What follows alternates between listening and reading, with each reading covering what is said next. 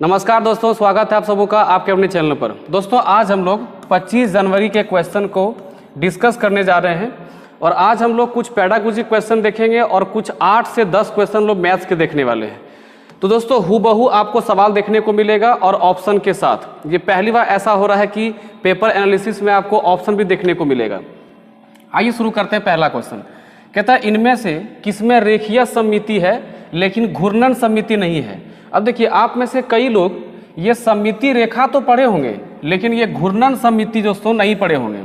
तो घूर्णन सममिति को भी मैंने ऑनलाइन पढ़ाया है, इस पर भी मैंने टॉपिक दिया हुआ हूँ, आप जा करके उसको ढूंढ के पढ़ सकते हैं। देखिए ऑप्शन दिया है आयत, पतंग, समबाहु त्रिभुज और समचतुर्भुज। तो देखिए रेखीय सममिति क्या होता है कि एक ऐसा लाइन, एक ऐसा सिमेट्री लाइन जो किसी भी भाग को, किसी भी आकृति को दो समान भागों में तोड़ता हो और जो दोनों समान हिस्सा हो वो एक दूसरे के ऊपर जब आ जाए तो दोनों को आपस में ढकना चाहिए, ठीक है। लेकिन घूर्णन सममिति दोस्तों क्या होता है? तो घूर्णन सममिति होता है कोण से संबंधित, और घूर्णन सममिति केवल उस पर लागू होगा जो कि समबाहुभुज होगा। अब देखिए पतंग और समबाहु, ये समचतुर्भुज, ये दोनों एक ही आकृति हैं, और समबाहु त्रिभुज ये तीनों के तीनों दोस्तों क्या है? समबाहुभुज हैं। ये क्या है? समबाहुभुज। तो समबाहुभुज में घूर्णन सममिति होता है लेकिन आयत में घूर्णन सममिति नहीं होता है। अब क्यों? क्योंकि घूर्णन सममिति के लिए सभी भुजाएं समान होनी चाहिए लेकिन आयत में आमने सामने होता है बराबर। जैसे लंबाई और लंबाई बराबर, चौड़ाई और चौड़ाई बराबर। तो घूर्णन सममिति आयत में देखा नहीं जाएगा। अगर आप में से किसी का उत्तर आयत था तो वह सही है। अब बढ़ते हैं अगले क्वेश्चन में।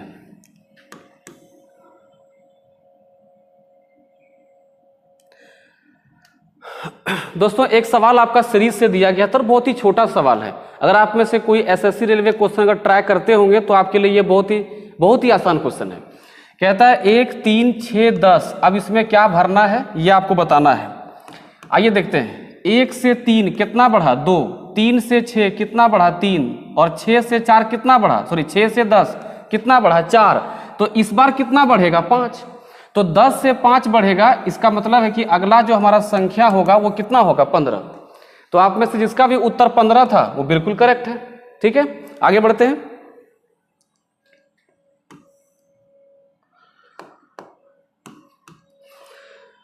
दोस्तों क्वेश्चन नंबर 3 में देखिए आपको एक बहुत ही नया वर्ड देखने को मिल रहा होगा जिसको यहां लिखा गया है युग्म आभास संख्या, ठीक है। युग्म आभास संख्या को हिंदी में एक तरह से और भी कह सकते हैं आप जुड़वा आभास संख्या, और जुड़वा आभास संख्या को अंग्रेजी में आप कह सकते हैं ट्विन्स प्राइम नंबर। अब ये जुड़वा आभास जो नहीं पढ़े होंगे इसका उत्तर पक्का आप तुक्का लगाए होंगे, ठीक है। अब ये जुड़वा आभास होता क्या है? तो देखिए जो भी आभास संख्याएं हैं, इस तरह से आभास संख्या मिलता है हम लोग को, पता होगा। तो जो भी आभास संख्याएं हैं उसमें से एक ऐसा जोड़ा ढूंढना है जिसके बीच का अंतर 2 होना चाहिए। तो 3 और 5 दोनों आभास संख्याएं हैं और इसका अंतर कितना है? देखिए 2 है। 5 और 7 देखिए आभास संख्याएं हैं, जोड़ा भी है और अंतर कितना है? 2। 11, 13 देखिए जोड़ा में कितना अंतर है? 2। 19 और 23 यहाँ अंतर देखिए 2 का नहीं है, तो ये आपका युग्म आभास संख्या नहीं होगा। अब सवाल कहता है कि 19 से 51 के बीच युग्म आभाज्य की संख्या कितनी होगी? आइए देखते हैं। तो 19 और 51 के बीच तो सबसे पहला दोस्तों होगा आपका 29 और 31, ठीक है। 29 और 31, क्योंकि इससे पहले कोई युग्म होगा नहीं, ना ही 24 होगा, ना 26 होगा, ना 25, 27, 28, सब के सब क्या है? भाज्य संख्या है। 29, 31 के बाद आपका बचता है 41 और 43। ध्यान देंगे 41 और 43। इसके बाद कोई ऐसी संख्या नहीं है 50 तक जो कि आपको युग्म आभास संख्या दे सके, अर्थात ऐसा जोड़ा दे सके जिसके बीच का अंतर 2 हो और वो आपस में क्या है दोस्तों? अभाज्य हो। देखिए 29 भी अभाज्य है, 31 भी अभाज्य है और इन दोनों के बीच का अंतर 2 है। 41 भी क्या है? अभाज्य संख्या है। 43 भी क्या है? अभाज्य है और इन दोनों के बीच का अंतर क्या है? 2 है। तो ये दोस्तों क्या हो गया? युग्म आभास संख्या। अब आप में से जिसका भी उत्तर 2 होगा, जो भी आप 2 उत्तर लगाए होंगे, बिल्कुल सही उत्तर है, ठीक है। आगे बढ़ते हैं अगले क्वेश्चन में।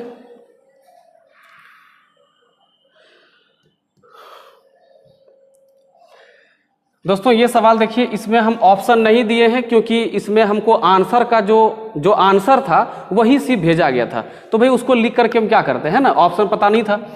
क्वेश्चन कहता है समान माप की 12 सफेद सीटों में नवीन ने 3/4 भाग लाल रंग से रंग दिया, तो शेष कितने सफेद सीट बचे। देखिए 12 सीट कुल हैं सफेद सीट कुल कितने दोस्तों हैं, 12 हैं। अब 12 में से 3/4 भाग को लाल रंग दिया, यानी ये वाला जो हिस्सा है वो क्या हो गया, लाल हो गया। तो जब आप इसको 4 से आप काटेंगे 3, इसका मतलब कि 3 तिया 9 दोस्तों क्या हो गया, लाल। अगर यदि 3/4 भाग अगर लाल रंग से रंग दिया तो 12 का 3/4 कितना होगा, 9 होगा।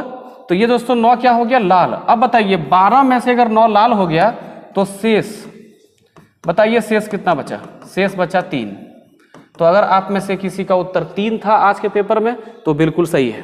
ठीक है, बढ़ते हैं अगले क्वेश्चन में। आप देख रहे हैं कि क्वेश्चन का लेवल कितना अच्छा रखा गया है। अगर भिन्न से भी क्वेश्चन दिया है तो बहुत ही सामान्य सा क्वेश्चन दिया गया है, बहुत टेढ़ा क्वेश्चन नहीं दिया गया है। तो आप क्वेश्चन का प्रैक्टिस भी इसी तरह से करते चले जाएंगे। आइए देखते हैं अगला क्वेश्चन।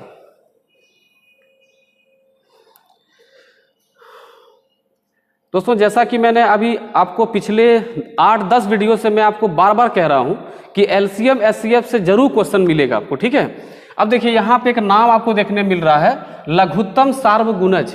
ठीक है, लघुत्तम सार्वगुणज बोले या लघुत्तम समापवर्ती बोला जाए, दोनों का मतलब एलसीएम ही होगा। या तो कहीं कहीं बोलेगा सबसे छोटा सार्वगुणज, तीनों का मान दोस्तों क्या है, एलसीएम है। तो पूछा जा रहा है कि 45, 85 और 105 का लघुत्तम सार्वगुणज का मान क्या होगा या फिर क्या होगा। तो इसको बनाने का देखिए सबसे अच्छा तरीका क्या होगा, पहले इसको ध्यान से समझिएगा। देखिए एलसीएम निकालने के लिए आप सबों के पास तरीका तो है कि आप इस तरह से जो है काट सकते हैं, इस तरह से काट के निकाल सकते हैं, लेकिन इसमें समय बहुत ज़्यादा लग जाएगा। आप तरीका जो सिखा रहे हैं उस पर ध्यान देंगे आप। 105 को आप कैसे लिख सकते हैं, 3 गुने 5 15 हुआ, और 15 गुने 7 कितना हो गया, 105 हुआ। 45 कैसे लिखेंगे आप, 45 को लिखेंगे 15 गुने 3 45। आप देखिए यहाँ जो 15 दिख रहा है, क्या वो यहाँ 15 दिख रहा है, बिल्कुल दिख रहा है। यहाँ भी 15 है और यहाँ भी 15 है, तो जो कॉमन आ जाए उसको छोड़ देना है। अब जो नहीं दिख रहा है, 3 यहाँ पर है एक ठो, लेकिन यहाँ देखो 3 और कोई है क्या, 15 में ये 3 शामिल हो चुका है, अब ये एक्स्ट्रा 3 है, तो इस एक्स्ट्रा 3 को यहाँ गुना करना पड़ेगा। बात समझ में आ रहा है। अब देखिए 85 है तो 17 गुने 5। अब देखिए 5 और 5 तो मैच किया, लेकिन 17 मैच कर रहा है क्या, मैच करेगा ही नहीं। क्यों नहीं मैच करेगा बताओ, क्योंकि 17 क्या है, अभाज्य संख्या है, वो किसी के पहाड़ा में आता ही नहीं है, तो 17 यहाँ कहीं मैच नहीं करेगा, तो 17 यहाँ पे गुना करना पड़ेगा। अब इन संख्याओं को गुना करने पर जो मान आपको मिलेगा वही आपका आंसर है। यानी यहाँ तक 105 हो गया और 17 या 51 हो गया, गुना कर लीजिएगा इसको। गुना करने के बाद जो आपका मान आएगा वही इसका एलसीएम होगा। बात समझ में आ रहा है। ठीक है, गुना करने का भी टेक्निक आप थोड़ा सा आसान लगाइएगा। 105 और यहाँ से 51, 1 से गुना करो 5 0 1, और यहाँ हो गया 25। देखिए यहाँ 0 है तो डायरेक्ट गुना कर देंगे 25, और 5 गुने 1 तो कितना हो गया बताइए, 5 3 5 5, यानी 53 5 5। ये तो हो गया। अब देखिए इसके अलावा हम एग्जाम में और क्या टेक्निक लगा सकते हैं, इसके अलावा एग्जाम में कुछ और दिमाग लगाया जा सकता है। कैसे, देखिए 45 यहाँ दोस्तों क्या है 85, और यहाँ दोस्तों क्या है 105। आप देख सकते हैं कि 45 जो है वो 9 से कटने वाला है, ध्यान देंगे 45 9 से कटने वाला है, क्योंकि 5 4 9 जोड़ने पर 9 हो रहा है, तो ये 9 से कटेगा। आप देखिए जो आंसर आ रहा है 5 5 10 5 15 और 3 18, क्या 9 के पहाड़ा में 18 आता है, बिल्कुल आता है। तो हम एग्जाम में केवल ये चेक कर लेते कि अगर यहाँ 45 है तो दिए गए 4 ऑप्शन में से किसको जोड़ने पर 9 से कटेगा, उसी को हम उत्तर लगा देते हैं। तो ये अप्रोच जब तक आपका नहीं होगा आप एग्जाम में औरों से तेज नहीं हो सकते। ठीक है, बढ़ते हैं अगले क्वेश्चन में।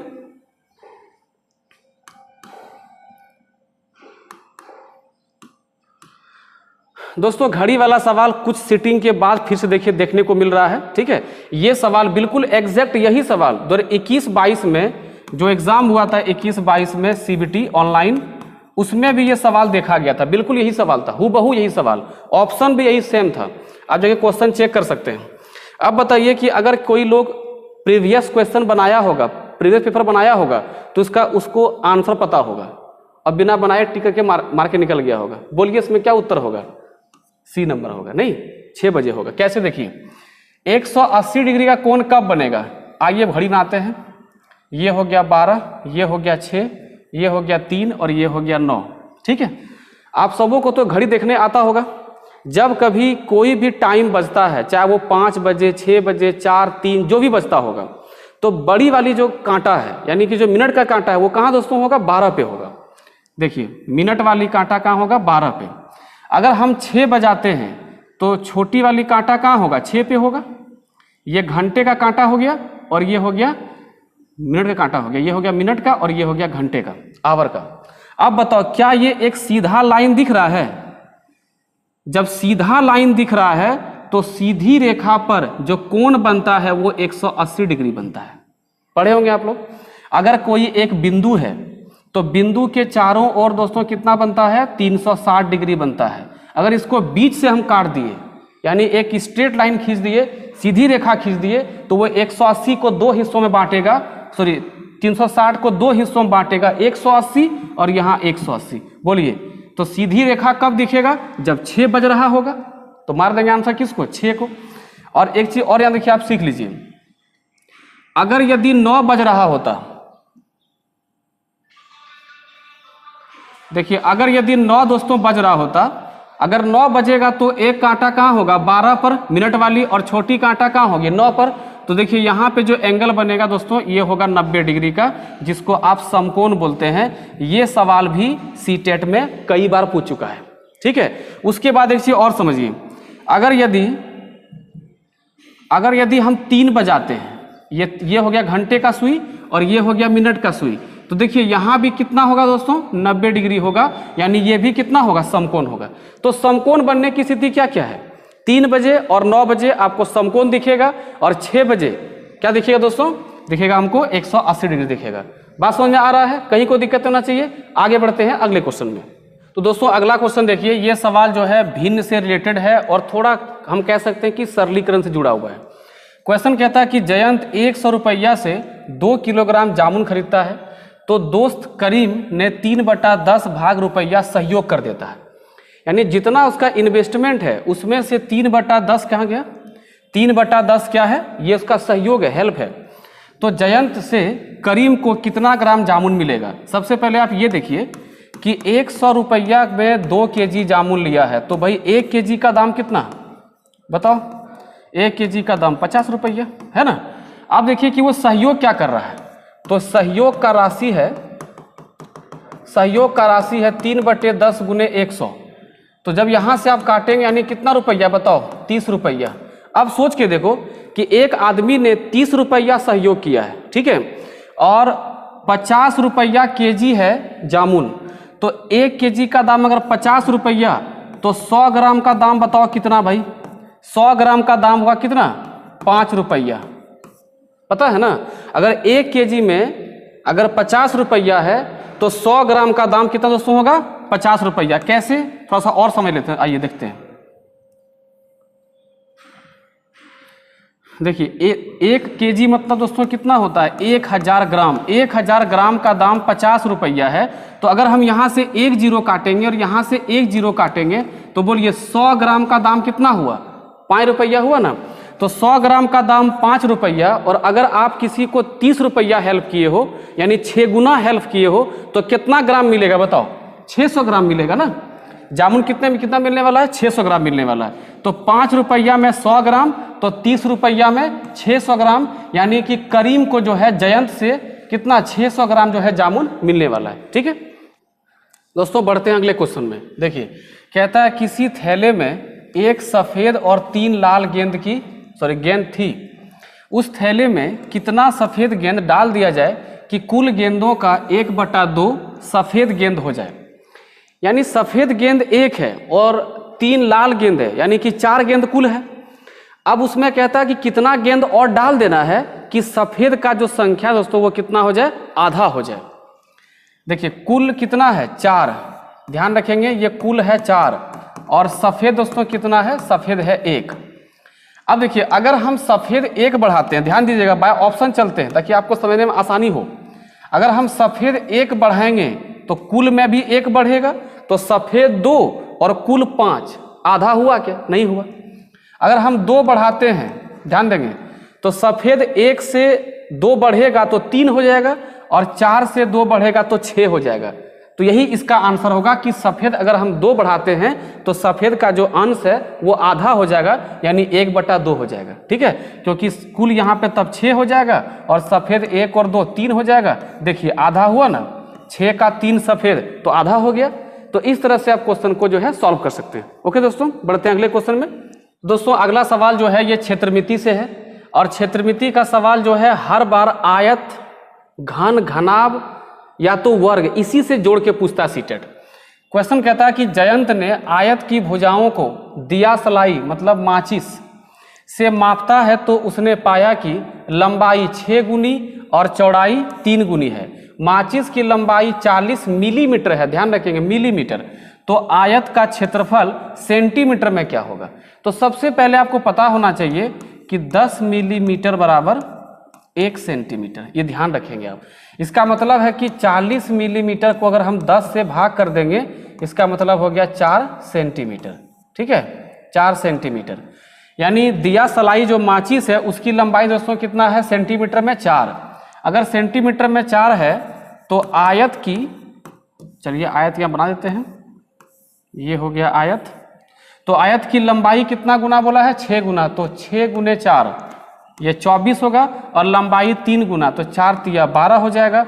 अब देखिए 24 गुना अगर हमको 12 करना हो तो अब इसको हम आसानी से सॉल्व कर सकते हैं। देखिए 12 गुने 4 48, 48 का 8, हाथ में 4, 12 दूना 24 और 4 28, यानी इसका आंसर होगा 288 सेंटीमीटर स्क्वायर। ऑप्शन में सेंटीमीटर स्क्वायर सब में होगा। ठीक है, सेंटीमीटर स्क्वायर। तो आप देख पा रहे हैं कि हम जिस तरह से आपको प्रैक्टिस कराए हैं अब तक मैथ्स को लेकर के सीटेट के लिए, तो वो सारे के सारे आपको यहाँ पे क्वेश्चन देखने मिल रहे हैं और सब टाइप के सवाल आपको देखने मिल रहे हैं। ठीक है, इसी तरह से हम बहुत जल्द केवीएस का भी जो है मैथ्स का सेशन लेके आने वाले हैं, ताकि केवीएस में जो मैथ्स का एग्जाम होगा आपके लिए वो भी काफ़ी हेल्पफुल रहे। ओके दोस्तों, बढ़ते हैं अगले क्वेश्चन में।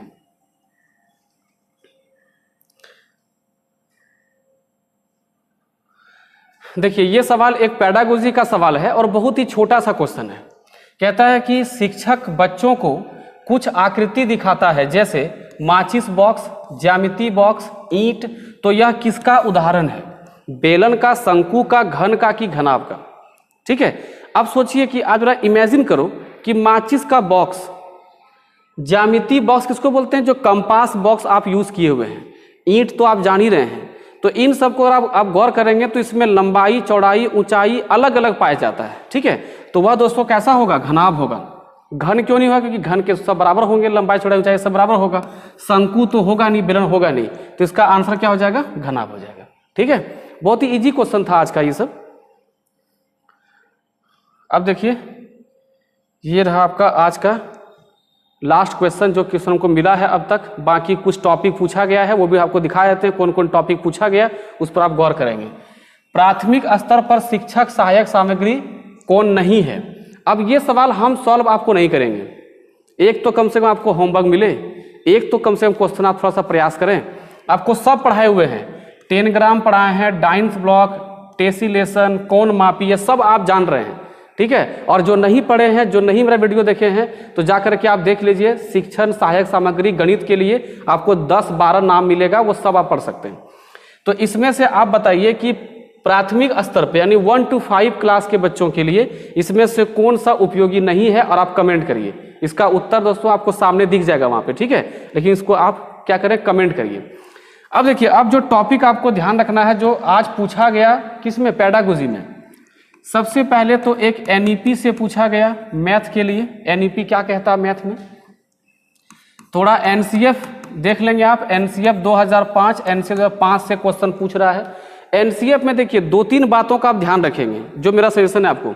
एक तो संकीर्ण उद्देश्य, एक व्यापक उद्देश्य, एक गणित पढ़ाने का उद्देश्य, और एक संख्यात्मक कौशल, और एक गणितीकरण। ये 5 वर्ड: संकीर्ण उद्देश्य, व्यापक उद्देश्य, संख्यात्मक कौशल का विकास, गणितीकरण और एक क्या मैंने कहा, हाँ बस ये 4 वर्ड आप देख लीजिएगा, बहुत इंपॉर्टेंट रहेगा आपका, ठीक है। और देखिए वैन हीले से क्वेश्चन पूछा गया था, वैन हीले से, और वैन हीले से स्तर 0 से क्वेश्चन पूछा गया। तो दोस्तों स्तर 0 क्या होता है, इसी को बोलते हैं मानस दर्शन, मानस दर्शन बोलिए, या तो इसी को चाक्षुषीकरण बोला जाता है, चाक्षुषीकरण बोला जाता है, ठीक है। तो वैन हीले को भी आप अच्छे से समझ लेंगे।